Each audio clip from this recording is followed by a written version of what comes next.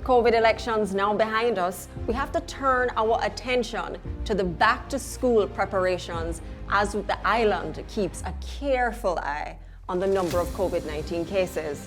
I'm Ashley Ann Foster, and thank you for joining me on Hardline, where we delve into the issues that matter to you most. Stay with us. We'll be right back after this short break. One of our most prized departments is our lumber treatment plant. It is one of the most modern and state-of-the-art treatment facilities for lumber in the entire Caribbean. Our lumber is bought in raw form. They are then carefully loaded into a pressurized cylinder where it is treated with special chemicals. After the internal treatment process is completed, the lumber is transferred from the cylinder to the drip pad where it sits to be naturally dried.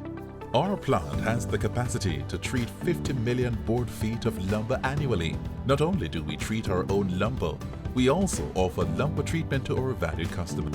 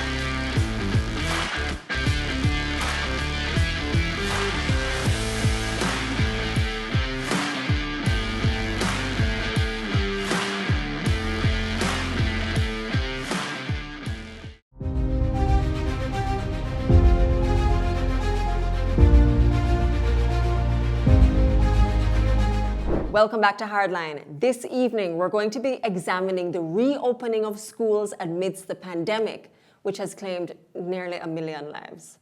Schools were to be reopened on September 7, but because of the spike in COVID cases attributed to the activities that some of you took a big part in over the Independence holidays, we're now pushing it to October 5. That's the new date.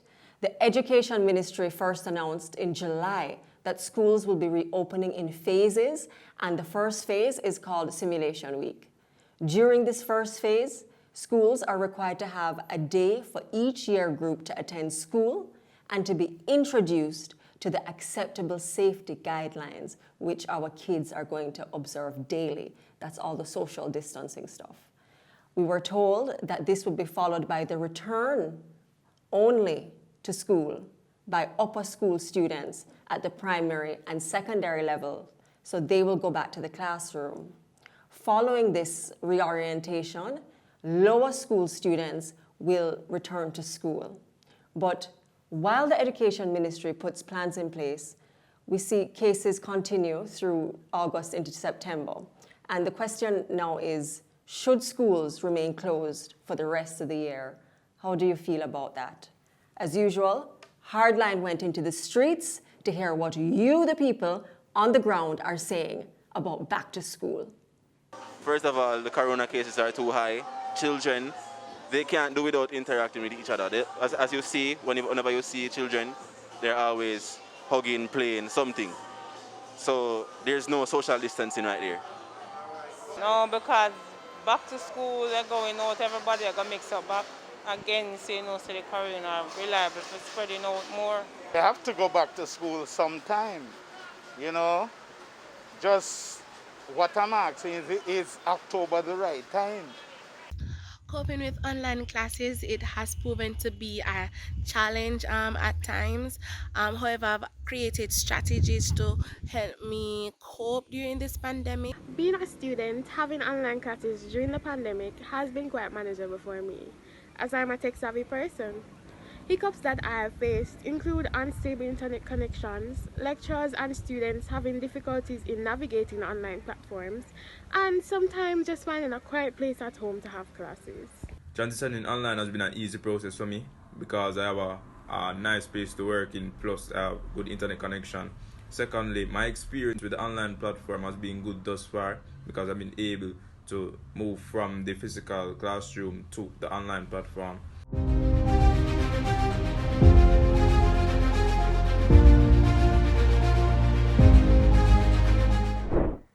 Joining me now via video link are parent Nicolette Simpson Blake and student Robin Murray. And they've been facing increasing difficulties since the government declared schools closed in March 2020. We are now in September, getting ready for the new school year. So let's speak to the parent first. Can you tell us, Nicolette, what it is that you're facing as a parent? COVID, school reopening. Yes. First of all, I'm representing the Ebenezer Primary and Infant School. And when I speak, I'm speaking on behalf of the parents of the Ebenezer Primary and Infant School. And regarding the difficulties that we have faced with the COVID, knowing that we have to have class on Zoom, it is very difficult for some parents to buy the data to put it on and to get onto the Zoom. But we at Ebenezer, what we do is we have classes via WhatsApp where we send students information on WhatsApp.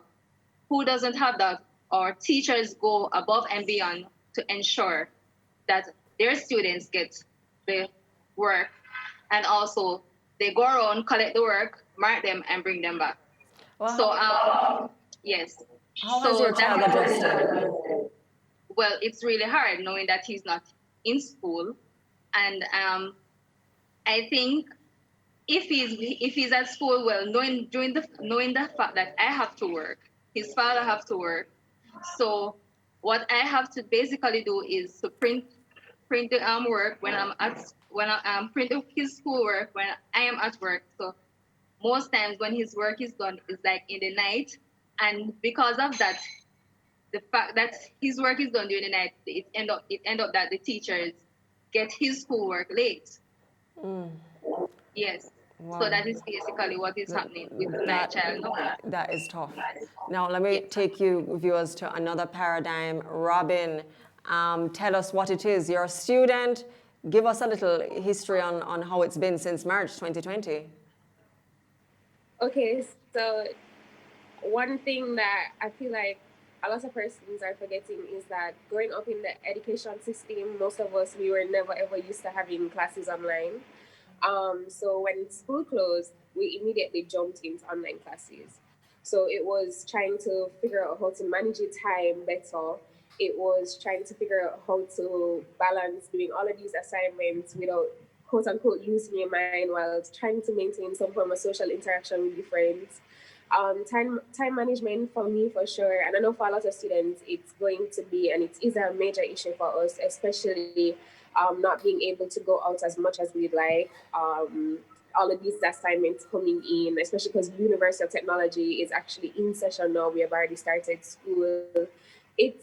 It's a roller coaster, yes, but I know that a lot of students would appreciate as well having classes online, considering that they're able to go to work and still have the resources available to them. So it's really just a mix for me. Robin, tell us, how are your friends coping? How are they riding this roller coaster? What could UTech do better?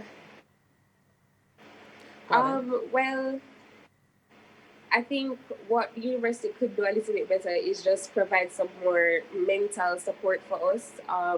Some online counseling sessions would be good, some meetings, Zoom meetings like that.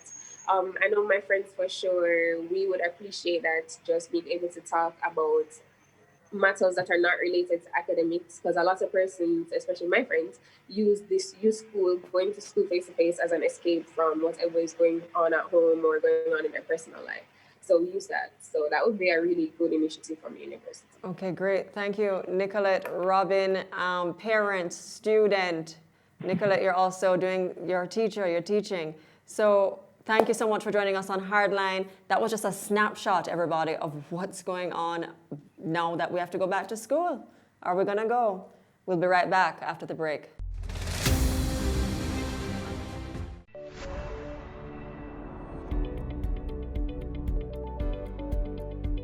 ARC, is one of the leading manufacturers and distributors of building materials in Jamaica. We have been serving our global customers and partners, from builders, contractors, interior designers, with innovation leveraging technology, superior quality, service and efficiency for almost 20 years. At ARC, we are committed to ensure that all products are adequately stocked, and by achieving this, we have managed to be one of the premier carriers of the largest inventory in Jamaica.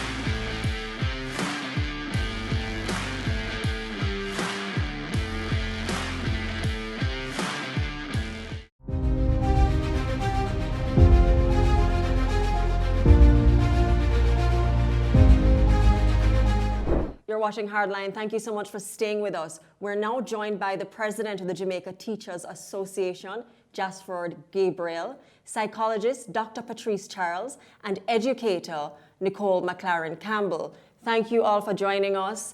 And of course, I have to give a caveat. I'm not a mother, but here are the experts, everybody. You three have three totally different backgrounds in the educational realm.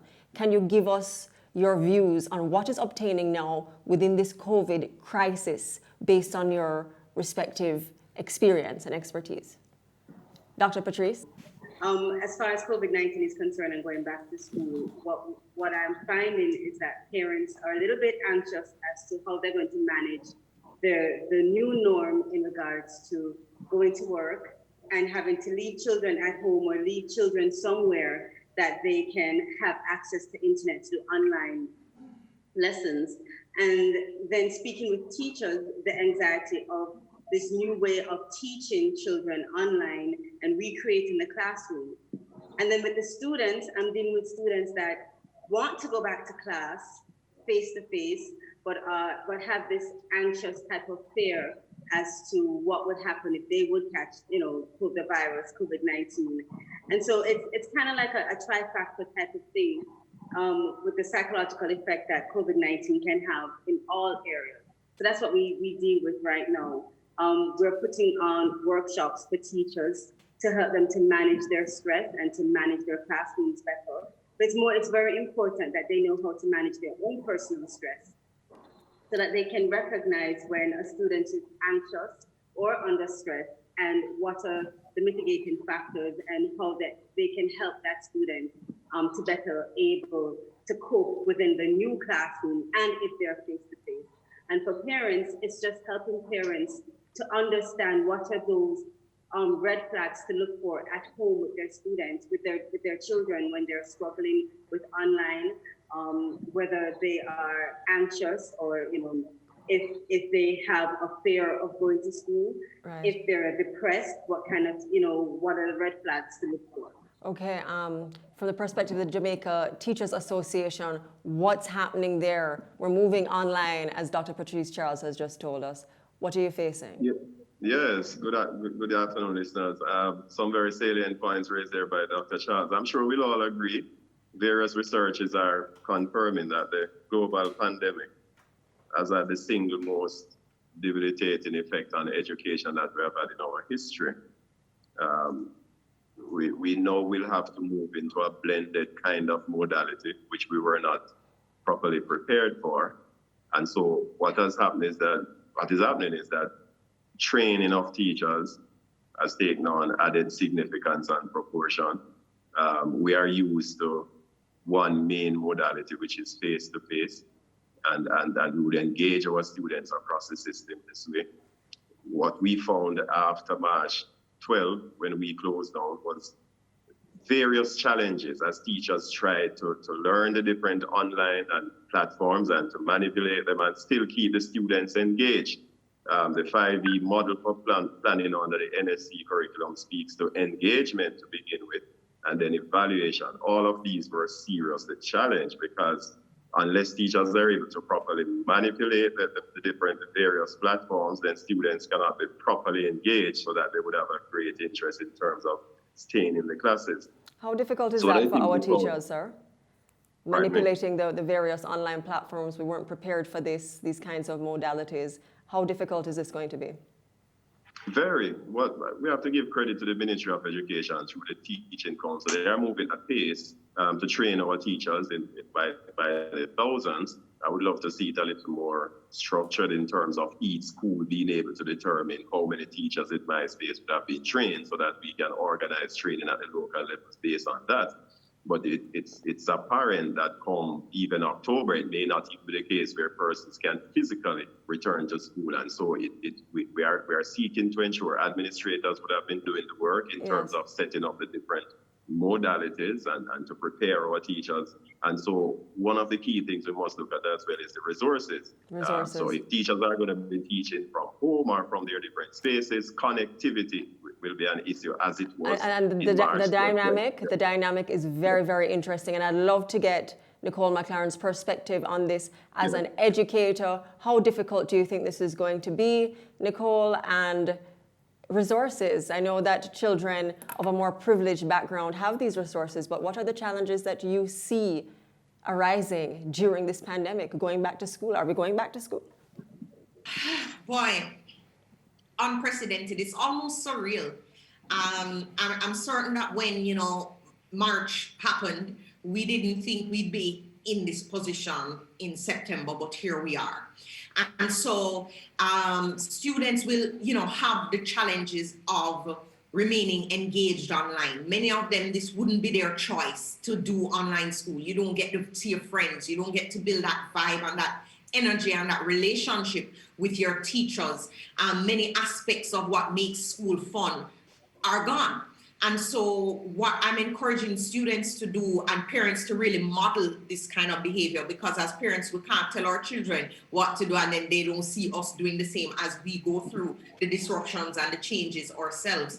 And so the first thing would be to just accept the situation for what it is. In other words, we can't control the virus. We wish we were at school, but we are not. And so it's about helping students to come to terms with, okay, this is the reality. How are we going to make the best of it? So not focusing on the problem as a problem, but seeing it as an opportunity even. And I run AIM Online Academy. I'm a college counselor. I help students get scholarships for college and get into college.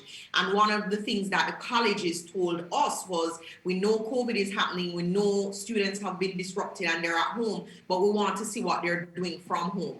And so I have a lot of students, I'm encouraging them to think of how they can be of service to make they are resourced, but there are students who aren't resourced. I've had students start tech drives and tablet drives to help students who don't have access to technology to have that access. I've had, students who have been doing online tutoring with other students who are falling behind because they're not, able to learn in a Zoom with 100 students, because there's some schools, where they have put everybody into one Zoom and that's how they're delivering the class. Well, is that conducive to learning? What are we expecting from the ministry, from the JTA? How is that going to work? Yeah, and so not conducive to learning, we have to focus a lot on differentiated instruction, and a lot of gaps are existing and they are widening as we go along. And so if we are to bridge these gaps through online modalities, it is even more challenging, because what we have been doing in the past is through face-to-face, doing the assessments and then treating with those who are falling behind with particular kind of treatment. And so the training that is going on now is helping to equip our teachers in terms of how best they can manipulate the different technologies so that they can reach some of the students who are slower. An important point that was just made, though, is the extent to which our students will be able to access, because connectivity activities is going to be a very serious problem. Extremely. And if it is that, And I think we need to make sure that when we go online, Dr. that Charles, we are pleased we are reaching most of our can you weigh in here, please, Dr. Charles? Connectivity, Yes, online. I know that you speak to lots of people every day. You're counseling, you're moving and shaking in this industry, in this sector. You know, one of the things that I'm really concerned about are those children that within the classroom are in need of some form of behavior modification. And there is difficulty in the classroom itself. So to ask those students to go online and be independent online without creating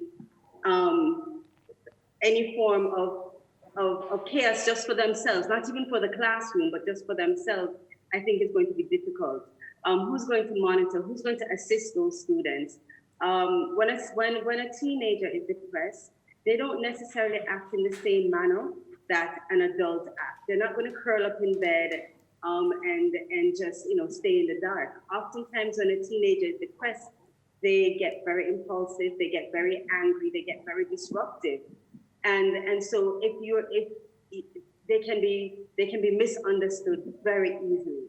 And so that's my concern. Who's going to help those students that right now will be classified as in need of some form of behavior and attitude adjustment in the classroom? We can't leave them behind. Matter of fact, those are the students that need more attention. And so I think, the JTA, through their association, they really need to get in touch with those teachers to see how they're going to reach out to those students who need How special realistic is that, though, Dr. Charles, within the construct of our society? Because the Ministry of Education has promised that we're not going to leave anyone behind. So one way or the other, we have to get together. All of us that are here, that are professionals within the right, that have some form of link into assisting these students, we have to come together to find a way that we can reach. And I know, and I can speak for the Ministry, well, I'm not speaking for the Ministry of Education, but I do know that they're looking in the direction of behavior modification as it relates to how to reach those students that are taking into consideration the situation, the COVID-19 situation, which I think is. I put this to all of you, though. When you have these children, go ahead, Nicole. The other thing that we shouldn't forget to is that schools provide services. So even the counseling services, there's guidance counselors, there's people that students could go to talk to that they don't have access to. What about nutrition programs as well? I know that, there are many students who that's how they eat. And I know that when COVID just happened, government partnered with a few restaurants and providers, and they were able to keep the nutrition program going. I think that's excellent. I think we have to continue to be creative about looking at how to fill the gaps that exist for students who would have previously gotten things from school. Yeah, and if I may, I wanted to comment on that point as well, because part of the training that is going on, and as JTA continues to lobby the ministry in terms of more support for social workers and a lower ratio in terms of guidance counselors to students. So training is going on online for counselors and social workers and so on, because we cannot ignore the psychosocial aspect of it in terms of the support that has to be given to our students. And so we are working to get more and more of these trained professionals on the online space so that, we can timetable some of these sessions for psychosocial support. We can pull out students who are in need of particular treatment and have them get specialized treatment through these experts in terms of social workers and the guidance counselors. Okay, can you hold that thought for me, please, sir? We're going to take a quick break. And when we come back, school is supposed to be opening October. We're in the middle of a COVID spike. Working parents, children raising themselves. Welcome to Jamaica. How are we going to fix these things? Think about these things, ladies and gentlemen. We'll be right back.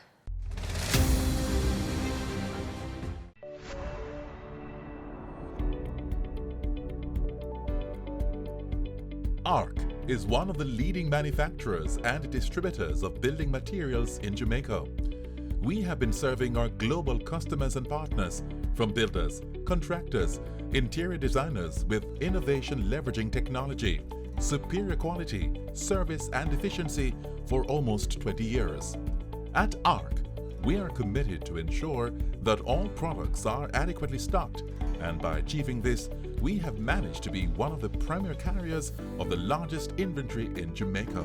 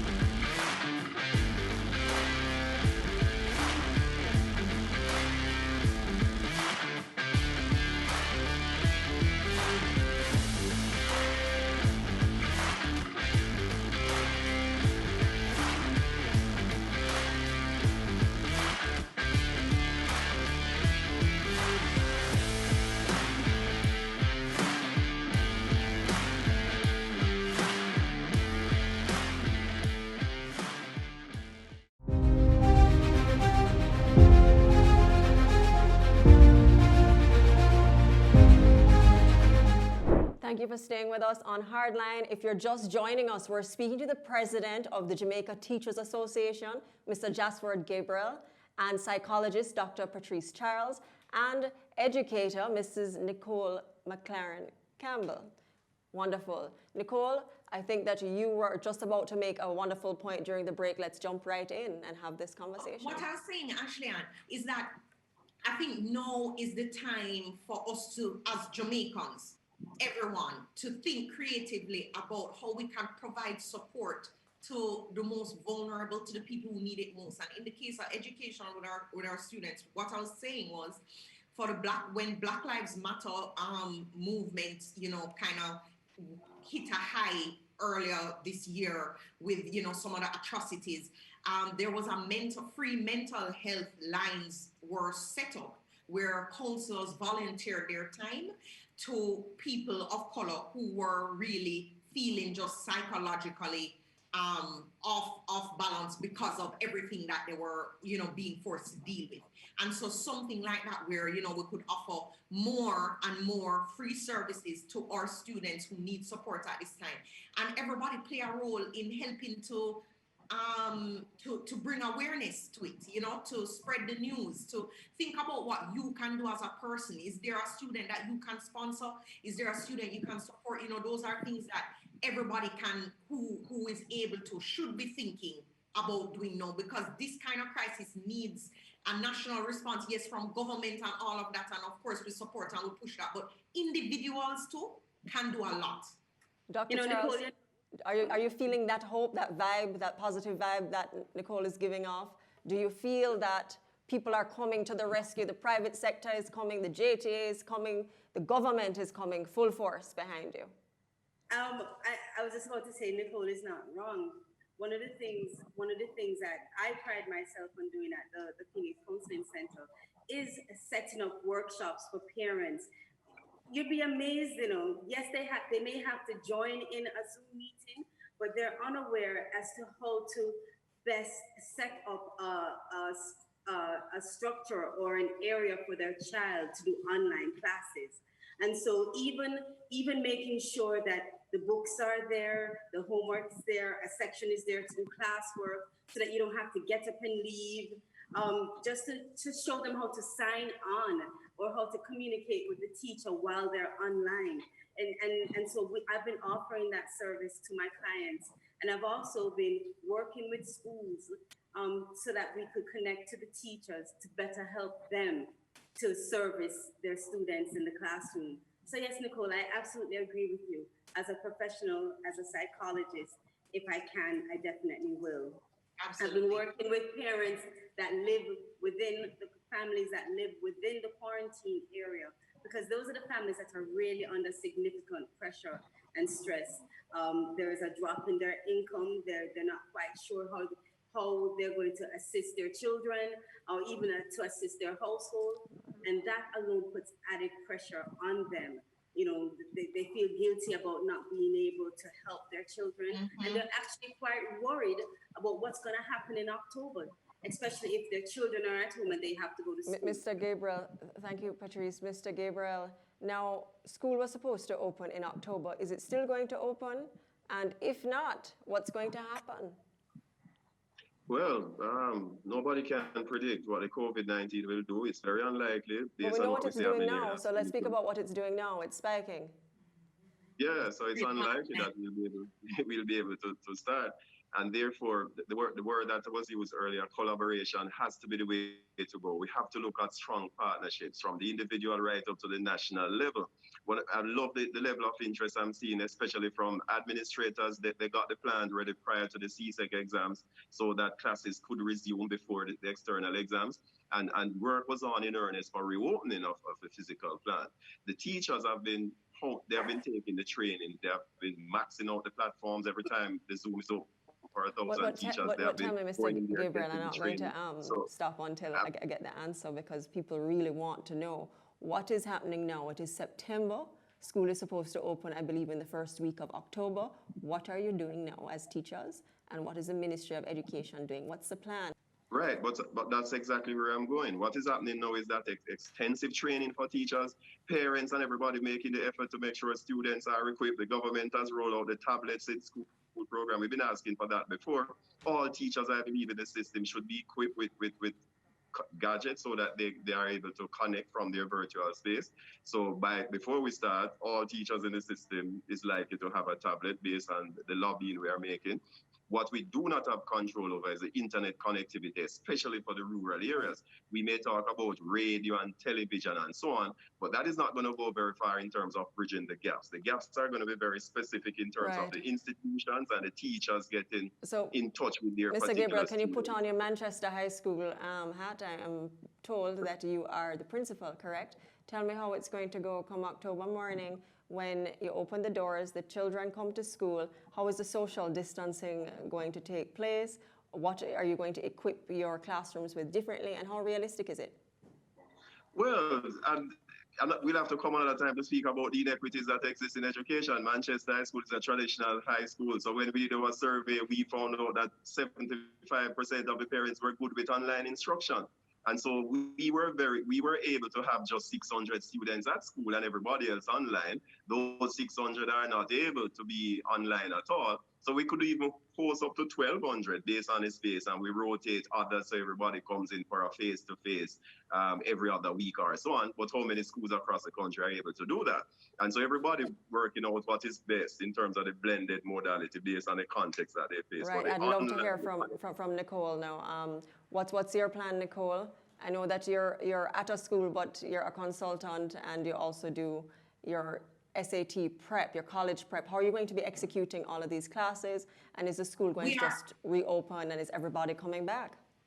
Actually, we have now transitioned to 100% online operation as a business. All of our classes are delivered online. They're actually in session right now. We have another group starting on the 20th of September. So we have just continued to prepare our students.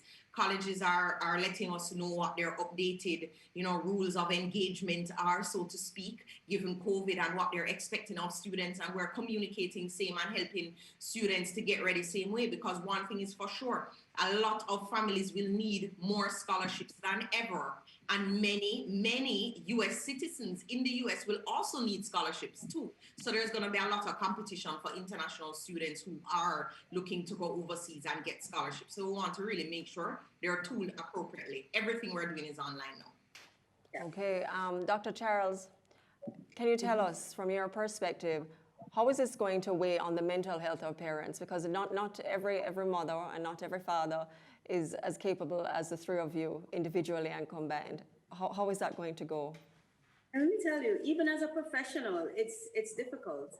I have children. I have a son that's in college, that's in third year college, courtesy of Nicole, and and he's still getting straight A's, Nicole. And I have another son that's in high school, and that has a type of hybrid type of learning, which he is some days in school face to face and some days online. And it's not easy, but as I said, it's just understanding how to set up a new structure at home and how to keep getting into that routine. You have to have a routine. And you have to keep it as if it's a routine, as if your children are going to school. Get up, change your clothes, eat breakfast. Don't just go around the computer in your pajamas. You want to have a mental change also, as if you are sitting down and you're in class. At my son's school, he has to be on camera in uniform. He can't just be in plain clothes, because I can understand why the school is doing that, because they want the students to have that mentality as if they're still in that learning environment. Because a lot of the time, I have clients right now that they're in the bathroom, playing games when they're supposed to be on their computer. They have the computer running and they're doing something else. So it's to get in that mentality that you get up, you get behind your computer as if you're in the classroom, you do lunch at a certain time, you do your homework at a certain time, and you have a free time. Because parents also need a break. You don't want to just run through the day where everybody's at home, parents are at home working, students are at home online, and everybody's just kind of blended in. You want to have that structure where you have school, and then parents have work, and then parents get a break because because their children go to the bed at a certain time. And it's very important to set up a new structure. It's new parenting, a new parenting structure. And Dr. Charles, I want to add to that. We can frame it to our young people, to our teens, as an opportunity, because many of them struggled with having structure and managing time and procrastinating from the get-go. So positioning it as here, we have to do it now. We have no choice, because it's even harder than before. Wow, a totally new paradigm. Mr. Gabriel, before you jump in, I'm going to ask for your closing statements, and at the end of your closing statements, which should include how it's going to go in your mind for September for most Jamaican kids, and your choice, your preference for the next Minister of Education, because, we have to lobby a little, of course. No. We can start with you, sir. Closing statements, unprecedented times, but it also comes with great opportunities. I will propose. We normally say necessity is the mother of invention. One of the things that has happened through COVID is that we now have to make sure that we adjust to online modalities, both students, parents, teachers, and so on. And so it's an additional in terms of strategy that we have in the 21st century to be able to reach our students. It's very realistic. We have to view it in a real way that come October, everyone may be required to be online.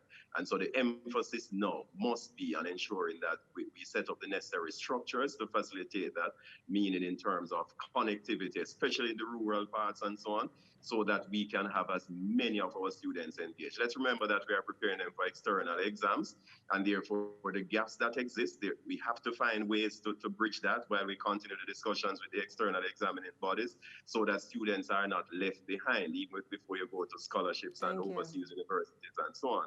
And so the watchword going forward must be partnership. We must come together and put more resources. That's beautiful. Thank you, sir. And of course, Nicole McLaren Campbell, you're a breath of positivity. So from partnership to positivity, and then we'll wrap with Dr. Patrice Charles. Well, you really introduced me very well there, because I was going to say my word for this season in our lives is opportunity.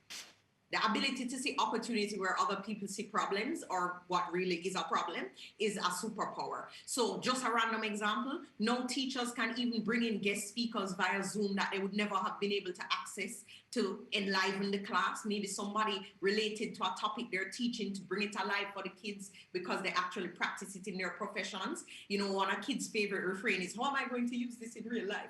So, there are just all these different opportunities available if we look for them using this online modality. So I would say opportunity for parents to engage in a deeper level in the education of their kids, opportunity for kids to be able to build structures and learn life skills that are going to help them in life, in addition to like learning how to react to setbacks, right?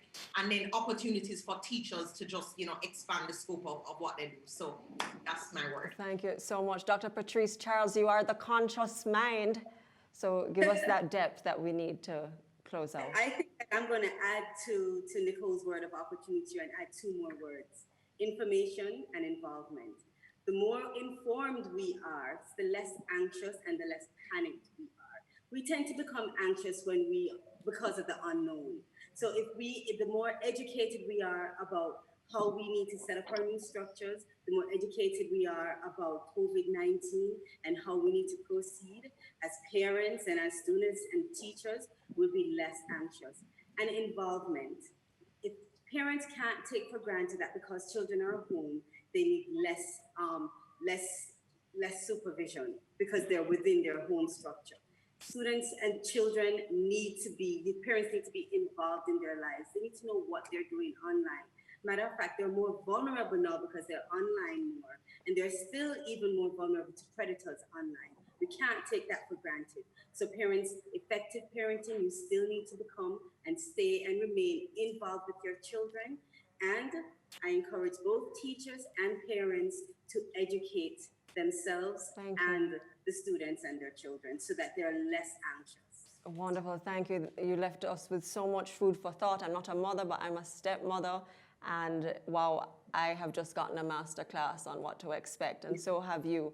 Thank you so much. A ball of positivity, optimism. Be involved, everybody. It's going to take the whole village to raise these kids. We're going to be right back. Stay with us.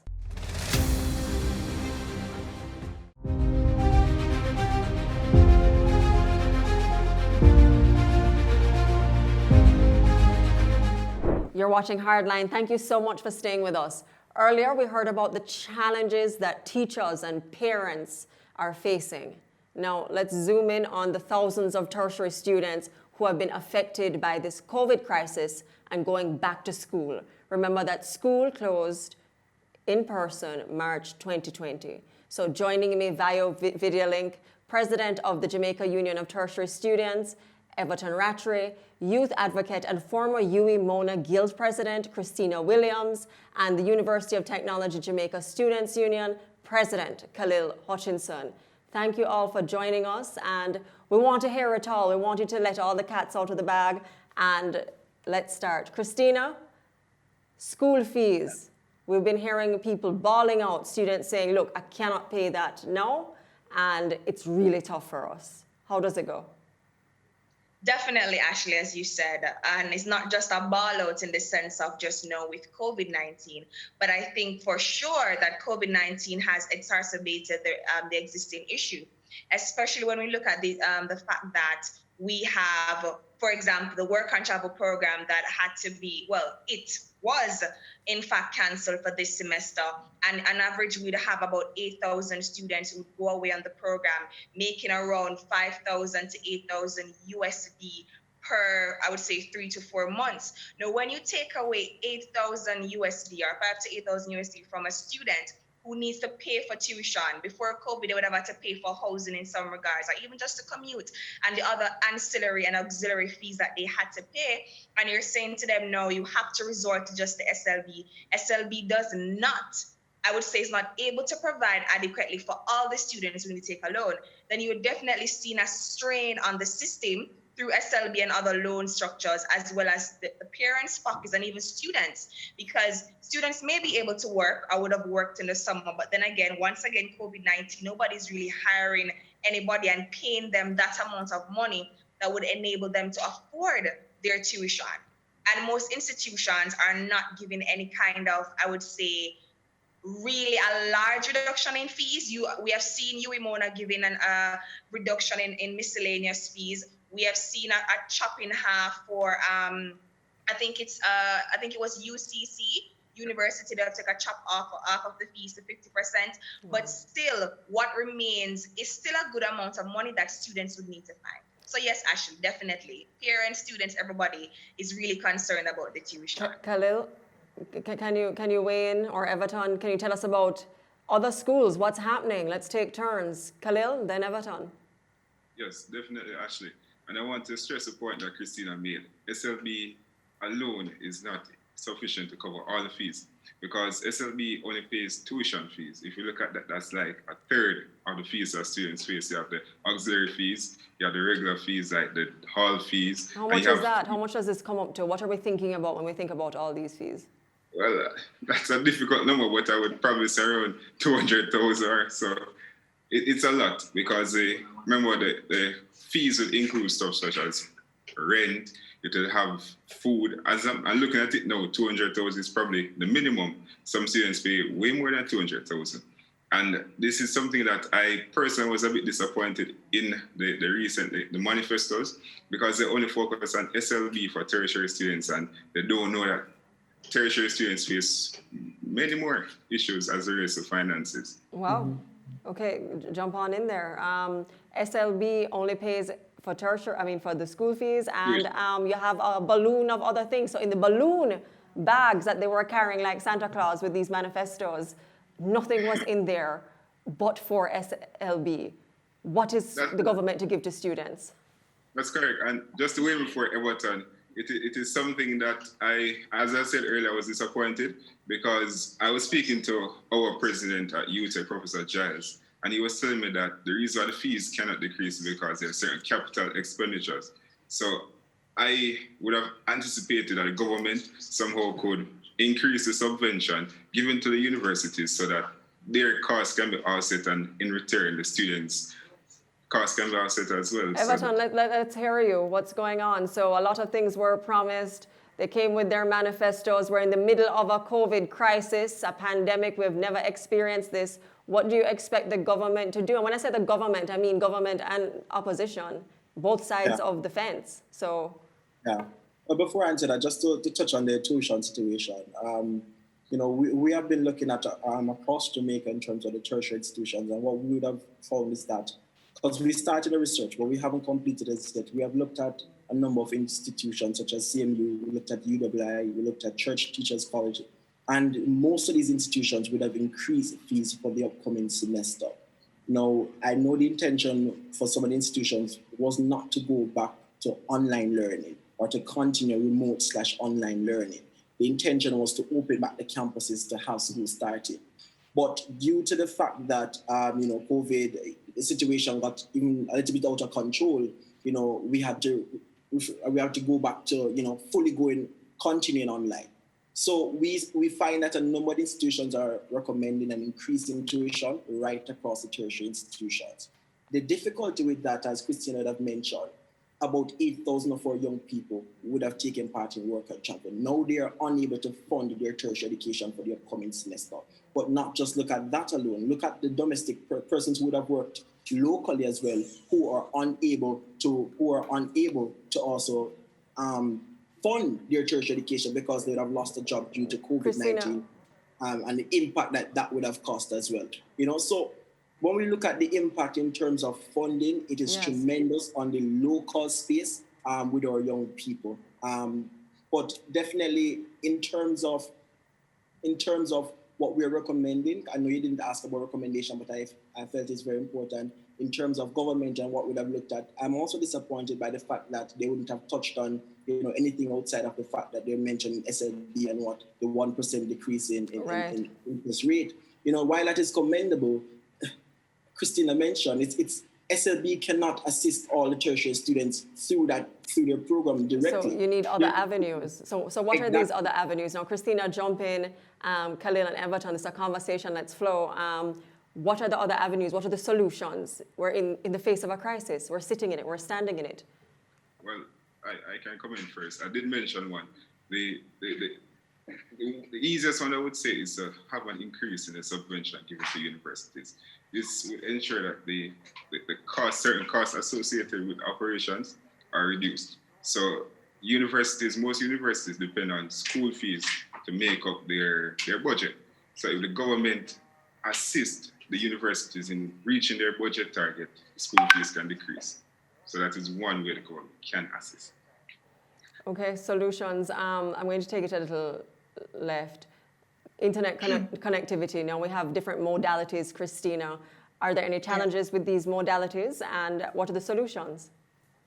Right. So having dealt with COVID when it was fresh and we had to complete semester 2, I can speak from that standpoint. We started 2 things. One, we'd have worked with Juts and Ratrice here to collaborate on the zero-rated access of over 100 websites for tertiary institutions in Jamaica. Yeah. And the advocacy was so impactful that it did not only affect those who are in Jamaica locally, but also we were able to go out and assist the UE campuses in the other countries. So like Kayville and St. Augustine also got concessions in terms of zero-rated access for them through their platforms in their respective countries. So that was one thing that we did.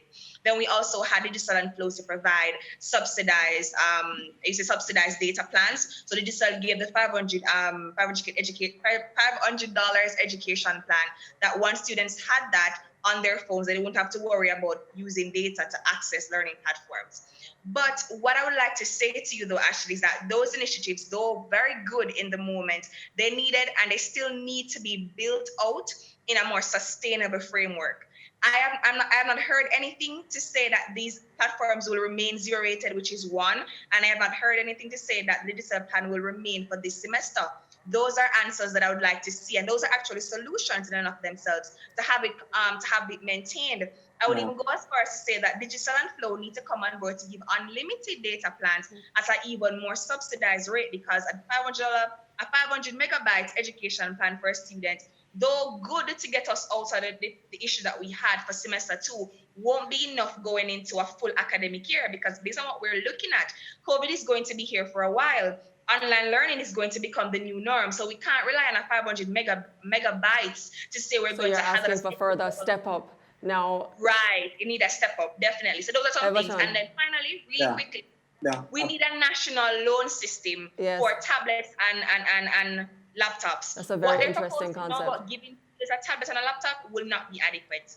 Everton, now let's speak about the people who cannot go to school this semester for various reasons, COVID being the primary reason. The challenges, what are the things, the mechanisms that are being put in place to facilitate these persons, especially when online is a challenge? I think when you look at the remote learning to an extent, because I don't think we have really reached the point of online learning, I think what we're executing now is remote learning. From our research on this persons on the ground, we know that Christina just touched on it as well. The lack of device is a problem, but I know that institutions are trying to, as best as possible, to facilitate the online learning process, which means for courses that can be fully online, you can go to classes. There's flexi classes. I know that some institutions are looking at where you don't necessarily have to be in the class, but you can watch the videos at whatever point in time you are able to do so, but you have your assignments. So I know that facilitation is what most of the institutions are looking at. The idea was blended learning, but most of the institutions wouldn't have fully prepared for online learning, given the circumstances. Thank you. Now, we have to wrap, but I'd just like to do a quick round robin. If you could choose right now who the next Minister of Education should be, who would it be? What a good one. Wow. Boy, okay. Well, we're going to find out soon since nobody has the answer. Thank you guys so much. I just not to cut you, Ashley, but I personally believe I would have worked with Orlando Minister Terlong, and I find he's quite youthful. I definitely would look forward to continuing the work with him in particular. And I also like the young minds that I'm seeing coming in the party, in the JLP, which just won the election. So I'm absolutely looking forward to anybody. That's my perspective. Once they're willing to understand that young people will not be silenced and they're willing to listen to our ideas. Thank you. Thank you so much. Khalil, you have nothing to say? No, well, I was actually going to say exactly what Everton said. I think that we just need an open-minded individual that listens to us as students, because our voices are very important. But for Everton with a working Minister Terry Long, I would have had some contacts with Minister Floyd Green. So, any of the two. That sounds good. Christina, we're going to wrap right now. 10 seconds. Yes, I think it has to be a blend of somebody who's informed and not just youthful, because we tend to do that in youthful equate to competence. That's not necessarily true. So I think it needs to be a blend of a person who was a youthful vibe, but is also competent to manage that very diverse portfolio. Great. Yes. Thank you guys so much. I see you overcoming in the crisis and creating opportunities out of crisis. You're also articulate, and your future, this is such a cliche, but your futures are really bright. Well, thank you so much for having joined us, guys. Now to the meat of the matter. Students, their parents, teachers, and school administrators have all been negatively impacted by this once-in-a-lifetime COVID pandemic. Right now, we're faced with the impending reopening of schools. Right across the world, even in Wuhan, China, where the spread of the virus first began, schools have reopened and more are reopening. For example, in the UK and in Belgium. We have to ask the hard questions. Is the Jamaican government ready to deal with the possible repercussions of reopening schools in October? Also, will you be sending your child to school? This is Hardline. I'm Ashley Ann, and I'm here every Sunday at 6 p.m. And of course, I'd like it if you'd always come. Hardline with Ashley Ann.